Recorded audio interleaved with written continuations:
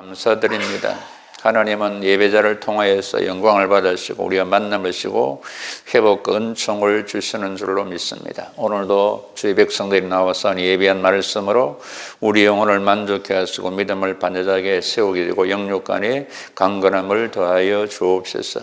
이 시간도 우리에게 말씀을 주실 주 예수 그리스도 이름으로 간절히 기도드리옵나이다. 아멘.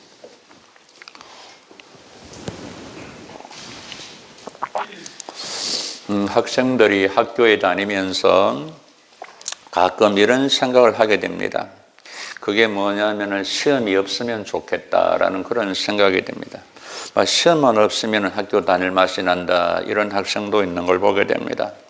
그런데 여러분, 시험이 없는 학교가 어디 있겠습니까? 또 시험을 보지 않는 학생이 또 어디 있겠습니까? 학교에서 공부하는 학생은 반드시 시험을 치루어야 합니다. 시험을 치름으로 실력이 향상되고 내 실력을 인정받게 되고 내가 실력자가 된다는 사실입니다. 그리고 시험을 포기한다, 싫어한다, 그는 학생됨을 포기하는 것과 똑같습니다. 또 시험을 치르며 자기 수준에 맞게 그렇게 시험을 치르게 됩니다. 유치원생은 유치원생답게 거기에 또 초등학생은 중학생, 고등학생, 대학생은 그 수준에 맞게 시험을 치르게 되어진다는 사실입니다. 그래서 고린도서 10장을 보시면 우리에게 이렇게 말합니다. 감당할 시험만 허락한다. 시험 당할 점에 피할 길도 내시고 능히 그것을 감당케 하신다고 우리에게 말씀해 주고 있습니다. 예수님 학교에 입학한 우리들에게도 시험을 치르게 됩니다. 신앙이 성장하려면, 믿음의 세계가 성숙하려면 영적인 힘의 강화를 위해서는 반드시 시험을 치러야 된다는 말입니다. 흔히들 교회에 다니고 예수만 믿으면 만사형통하고 운수대통하고 대박만 있는 줄 아는데 절대로 그렇지는 않습니다, 여러분. 신앙이 인격적이어야 됩니다. 과거에 어떤 기도원이나 부흥사들이 영통, 인통, 물통을 외치기도 했습니다. 그게 무슨 말이냐? 영적으로 통하면 사람들의 문제도 통하게 풀리게 되고 물질 문제도 풀리게 된다는 것 같은 논리입니다. 듣기에는, 사람 듣기에는 아주 좋은 얘기지만은 그거는 옳은 얘기는 아니라는 사실입니다. 지난 시간에 말씀드린 바와 같이 야고보서는 공동서신입니다. 흩어진 12지파 예수 믿는 모든 성도들에게, 모든 교회에게 주시는 그런 말씀입니다. 오늘 야고보 기자는 지난 시간에 배웠던 것처럼 1절에서 먼저 모난 인사를 하고 나서 오늘 첫 번째 주제로 다루는 내용이 바로 시험입니다. 무엇을 말하고 무엇을 뜻합니까? 예수 믿는 성도에게 만사 형통만 있는 것이 아니고 시험이 반드시 있다. 그리고 이 시험을 반드시 통과해야 혹은 이겨야 온전한 성도가 된다라는 것이 성경의 가르침입니다. 우리가 신앙생활을 바라기 위해서는 시험관이 바로 서 있어야 됩니다. 그래야 믿음의 건전성, 믿음의 인격성을 가지고 건강의 신앙생활을 하게 됩니다. 여기 나오는 시험이라는 단어를 시련이라 혹은 연단이라 훈련이라 단련이라 그렇게 바꾸어 생각해도 괜찮습니다. 본문을 자세히 보시면 형제들아 너희가 여러 가지 시험을 당하거든 온전히 기쁘게 여겨라. 너희 믿음의 시련이 인내를 만들어내는 줄 너희가 알미라. 인내를 온전히 이루라. 그 뒤에 나오는 여겨라, 알미라, 이루라라는 이 세 단어를 마음속에 기억하면서 오늘 본문을 받으시기를 바랍니다. 2절 말씀에 내 형제들아 너희가 여러 가지 시험을 당하거든. 성도들에게 여러 가지 시험이 있고 그 종류도 다양하다. 여러분, 우리 성도들에게 여러 가지 시험이 있음을 아시기를 바랍니다. 여기 시험에서 면제된 성도는 한 사람도 없습니다.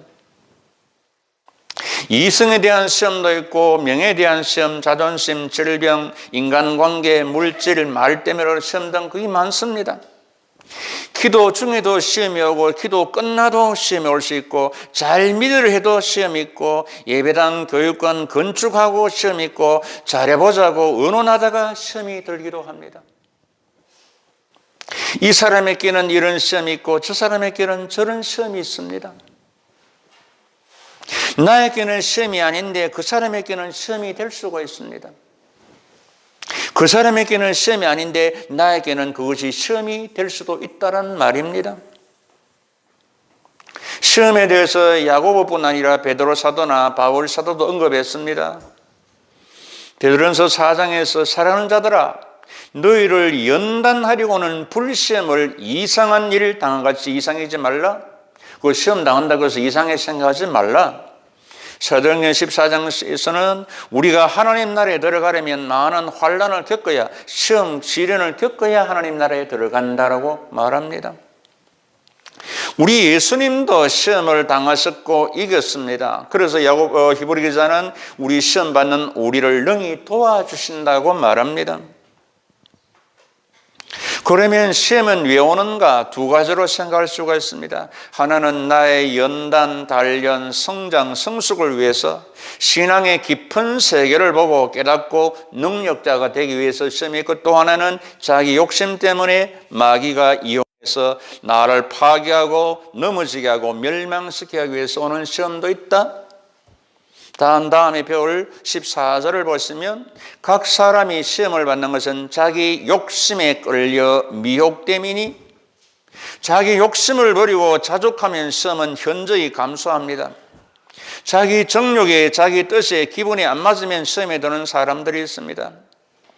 여러분 세상 만사가 자기 기분대로 욕심대로 되어갑니까? 안 되죠. 순리대로 하나님 뜻대로 되어가지요.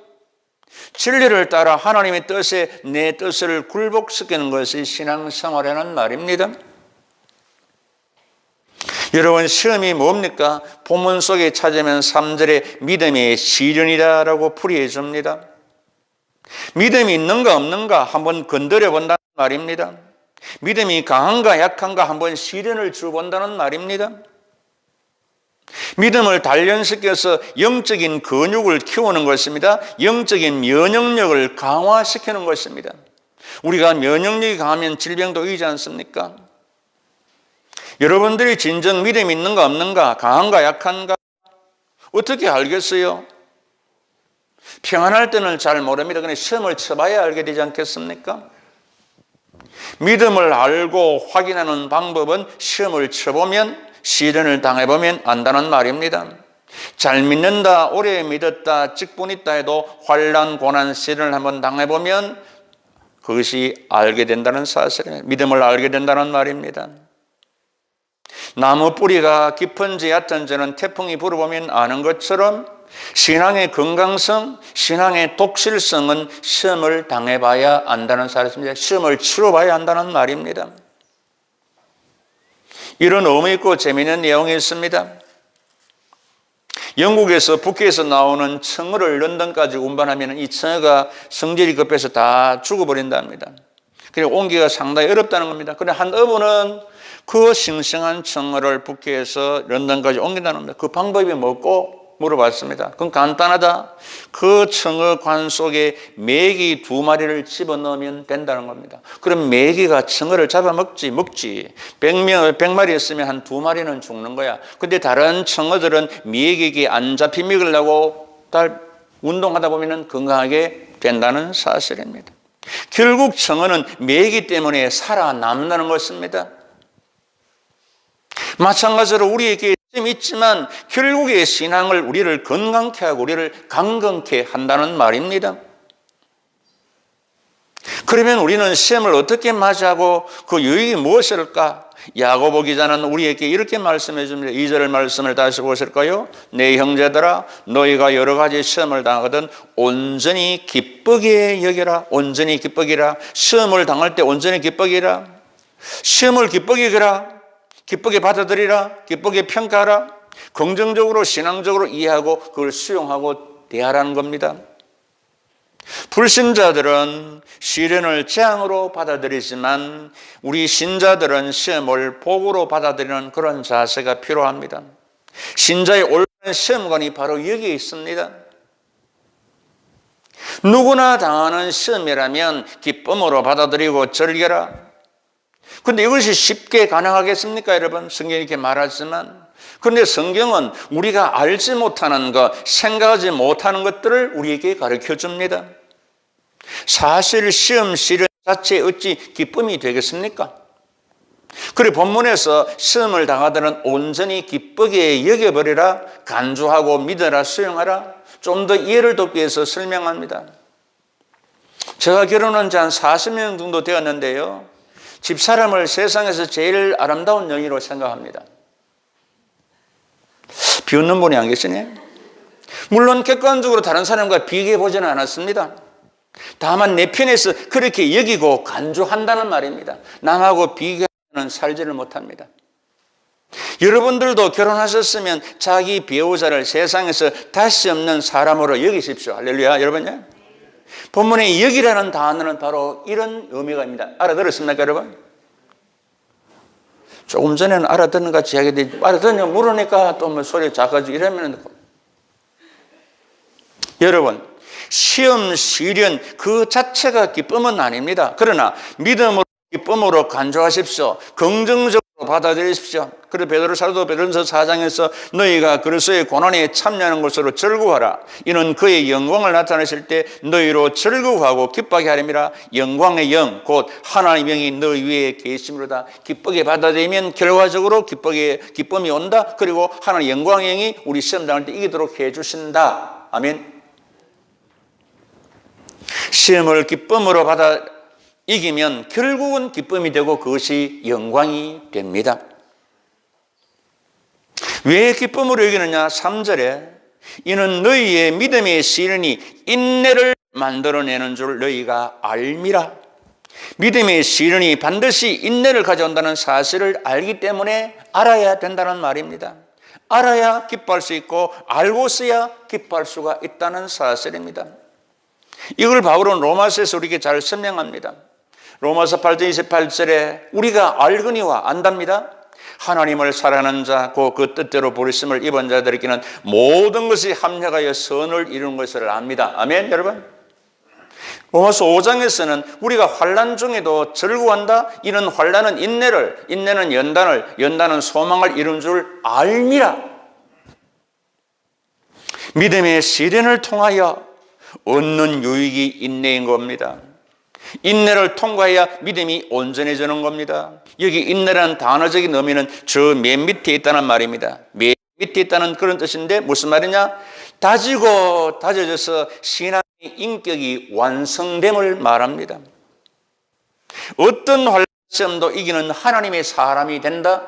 그런 면역력이 강화된다는 말입니다. 대장장이가 쇠를 불에 달고 두들기고 또 물에 넣었다가 달고 또 때리고 물에 넣고 쇠의 얼굴이 비칠 때까지 할 때 가장 좋은 쇠가 됩니다. 그 쇠가 다른 쇠를 만들게 되고 그렇게 된다는 겁니다. 요즘은 밥을 솥에 뭡니까 그 가마솥 그런 안 하는데 옛날에는 밥이 뜸이 들어야 맛있다 그랬습니다. 뜸이 들어야. 그렇습니까, 여러분? 사람도 참을성이 있어야 멋이 있습니다. 신앙도 인내성이 있어야 복이 되고 그것이 신앙의 격이 됩니다. 그 신앙에는 냄비 신앙이 있고 가마솥 신앙이 있습니다. 냄비 신앙은 금방 팔팔 끓다가 금방 식어버립니다. 그러나 가마솥 신앙은 우직하고 은근하고 오래 갑니다. 인내는 저절로 생기는 것이 아닙니다. 시험을 통하여 이루어집니다. 용광로 속에 들어가 모든 불순물이 빠지고 증거 같은 성도가 됩니다. 그래서 욥이 고백했지 않습니까? 그가 하나님이 나를 단련하신 후에 내가 순금같이 되어 나오리라고 고백했습니다. 이제 시험을 통과하면 어떻게 됩니까? 4절 인내를 온전히 이루라. 이는 너희로 온전하고 구비하여 조금도 부족함이 없게 하려 함이라고 오늘 성경은 말합니다. 인내를 온전히 이루라. 인내를 온전히 가져라. 완성하라. 그러면 세 가지 유익이 있다. 히브리 10장 36절에 너에게 인내가 필요하면 너희가 하나님 뜻을 행하는 위해 약속한 것을 받게 함이라. 인내를 통해서 약속을 받는다. 그 약속이 뭘까? 오늘 본문은 야고보잖아요. 이렇게 말합니다. 온전한 사람이 된다. 성숙한 사람, 장성한 사람, 숙달된 자가 된다. 그러니까 훈련병에서 정규군이 된다. 현역병이 된다는 말입니다. 계급장을 달게 된다. 견습공에서 정식 기술자가 된다. 목적지에 도달한 사람이 된다. 이런 뜻입니다. 어린이에도 홍역을 치료해야 온전한 사람이 되는 것처럼 말입니다. 구비하여 흠이 없는 제물이 된다. 구약에서 제물은 흠이 없는 것들이죠. 흠이 없이 모든 것이 잘 구비된 성도가 된다. 조금도 부정하게 한다. 표준의 목표에 도달했다. 모든 구습을 버린 온전한 믿음의 인격자가 된다. 즉 모든 시험, 환난, 시련, 고난의 싸움에서 승리자가 된다. 여러분, 시험에서 실패자도 있고 승리자도 있습니다. 욥은 나를 달랠 수 있는 내가 승부같이 나오리라. 욥의 성입니다. 42장에 보면 모년의 갑절의 복을 받게 되는 걸 보게 됩니다. 그러나 솔로몬은 천하제일의 지혜를 가졌지만 여인들의 시험에서 실패하니까 비참한 생애가 되었지 않습니까? 여러분, 나라를 분열시키는 장군이 되지 않습니까? 하나님이 사용한 인정한 믿음의 사람들을 보십시오. 아브라함 25년간 연단시키고 시험을 통과함으로 믿음의 조상이 되었습니다. 그래서 성경이 이렇게 말합니다. 오래 참아 약속을 받았다고 말합니다. 요셉 13년간의 온갖 시험, 연단, 훈련을 통과한 후에 애굽의 총리가 되고 가족을 구원하게 됩니다. 모세 80년간 연단 시련 받아 40년간 사용했습니다. 다니엘 고난의 풀무 바벨론 포로의 연단을 통하여 믿음의 정도를 지켜서 사용되었습니다. 베드로 사도 믿음의 시련의 불로 연단해도 없어질 것보다 더 귀하여 예수 그리스도에 나타나실 때 칭찬, 영광, 존귀를 얻게 하려 함이라 그랬습니다.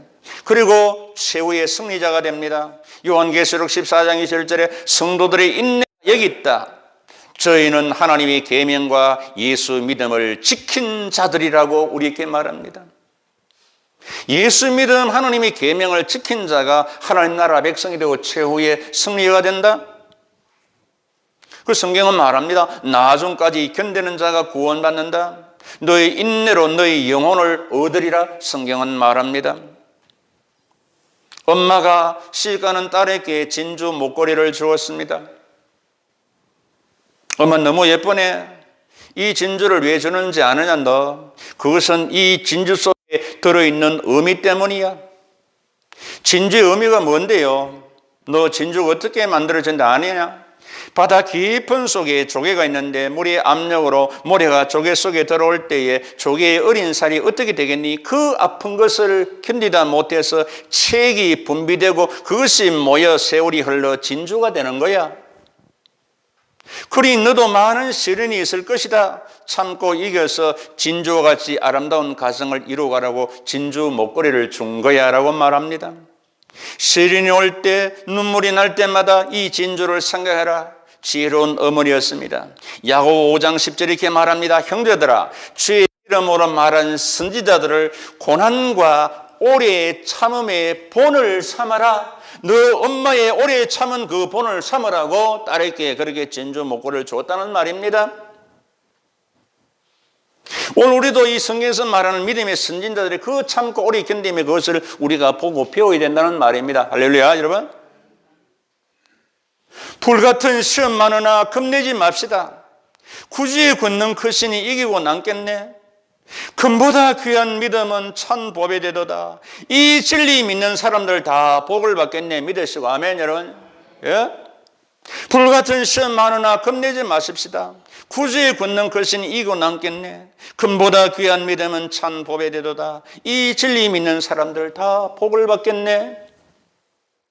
사랑하는 성도 여러분, 우리 모두에게 시험, 시련, 연단이 다 있습니다.